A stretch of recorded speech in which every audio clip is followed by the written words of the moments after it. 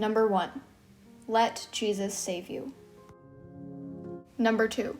Come out of your blanket, cut your hair, and dress like a white man. Number 3. Have a Christian family with one wife for life.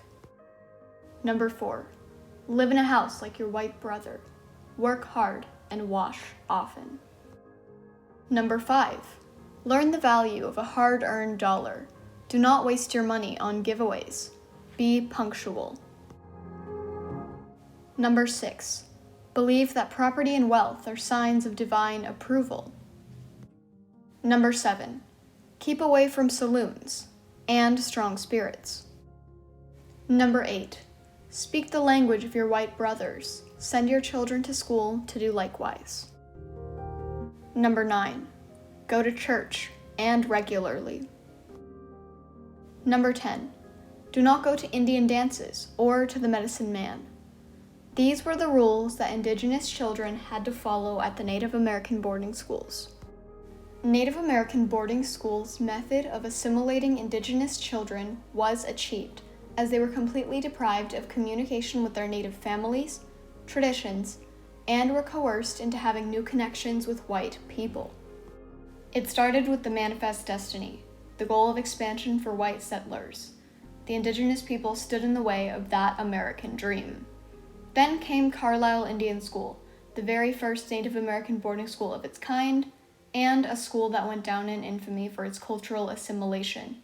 It was founded by Captain Richard Henry Pratt. This is the story of the loss of communication, the sting of rejection, and the physical and mental trauma faced by the children who attended the various Native American boarding schools across the country, and the impact on future generations of Indigenous people. The boarding schools were modeled after Fort Marion, where Native prisoners were held, and in Captain Richard Henry Pratt's words, civilized. Pratt thought that if these prisoners of war could be civilized, so could Indigenous children, as they were in the way of the Manifest Destiny. The captain founded the very first boarding school, Carlisle Indian School, in 1879 in Carlisle, Pennsylvania. They thought that if they whitewashed the children, or assimilated them, then the Indigenous culture would stop being passed down by generations. So, they forced them to learn English and live like the average white settler. As a result of attending these schools, there was severe mental and physical abuse, resulting in heavy psychological damage for the children. A form of emotional abuse was the school administrators telling the children that their culture was worthless, that it was not real. This was extremely damaging to the children because the culture they grew up with was suddenly being condemned by complete strangers. Another example of the mental damage was attachment injuries. According to Fern Naomi Renville, a Native American storyteller, theater artist, and educator, when a child who is safely bonded, safely attached to their parent or caregiver is with that parent, their body is literally producing all of the happy chemicals that our body makes. Dopamine. When we were taken away from our parents, regardless of how much our parent might have loved us, how safely bonded we were to them before that, when we're taken away from our parents, when we're separated from them, it is an injury to the psyche of a small child. And it creates a lifelong emotional response that plays out literally in your body chemically. So a child who's not safely attached, who has that kind of attachment injury, when that child is with their parent, their body is producing anxiety chemicals. Another main issue was PTSD, or post-traumatic stress disorder, from the years of mistreatment at the hands of the schools and their administrators. This in turn led to future issues, such as addiction, drug abuse, alcoholism, and even suicide. This led to damage in future generations. At the actual schools, the children were subject to many forms of culture shock. With the change of lifestyle from native to white, they felt really out of place at the schools. They were forced to give up the languages they spoke originally, and they were punished horribly if they were caught speaking in a language other than English. In a lot of tribes, hair is an important sign of strength. Here is what cultural interpreter Jem Labarda has to say on this matter. Our power, our strength, our knowledge is in our hair. So when you have long hair, you have lots of wisdom, you have lots of power, you have lots of knowledge. When they went to these boarding schools, their hair was cut.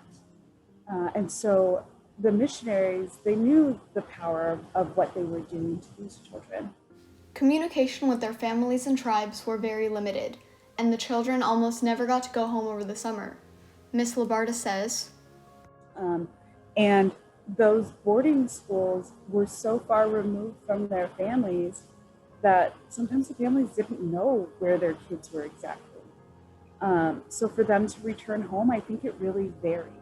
Most children who attended stayed at the schools for years at a time. If they were lucky enough to be able to leave the schools, they usually went to stay with white families to learn how to be more white. After the children left the boarding schools for good, some of them had the hardship of dealing with rejection, both from their white peers and even in their own families. According to Dr. Debbie Reese, in white society, that sort of rejection is not specific just to Native people. White folks have done that, forever, to anybody who they deemed other. In their own Native families, they were referred to as apples. Red on the outside, white on the inside. Where you look Native, but you act white because you've been assimilated. In summary, acceptance of the children from boarding schools and Indigenous people who've been assimilated was rare. No matter what they looked like or what they behaved like, they were without a society to turn to. As generations move forward, less and less people are aware of their once familiar Indigenous culture. Parents and grandparents never pass this culture on to their children because of their experiences at the boarding schools. Ancient and important languages are currently being lost. Families and tribes from all over the country are still recovering from the trauma inflicted upon their older people. Abused. And this left actual trauma in boarding school survivors' DNA, which is then passed on to their children and their children. Years go by, and there have been dramatic changes. The relationship with white society has gotten better, and so has the relationship with the Indigenous tribes. Communication with the tribes are no longer limited, and the trauma that they experienced is healing. Also, please remember that the children who went to these schools are survivors, not victims. Professor K. Sianina Loma-Waima says this. We're going to say survivors and non-survivors, perhaps.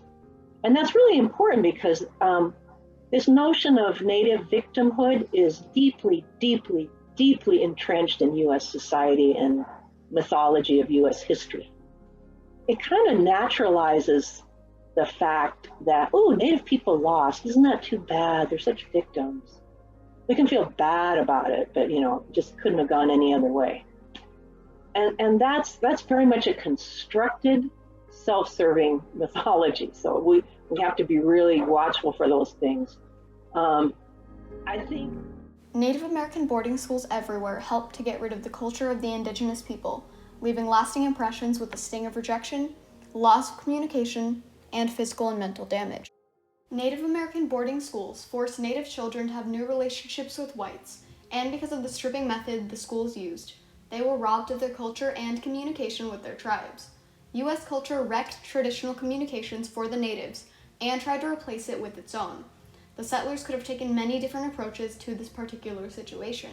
However, they chose one that involved violence, cruelty, and left trauma coursing through the veins of generations of Indigenous people. Sadly, this sort of thing happens even today. Immigrant children are being ripped from their families and detained in detention centers, with their families usually having no idea where their children are. Just as taking away kids back then was justified, taking away kids is being justified now, unfortunately.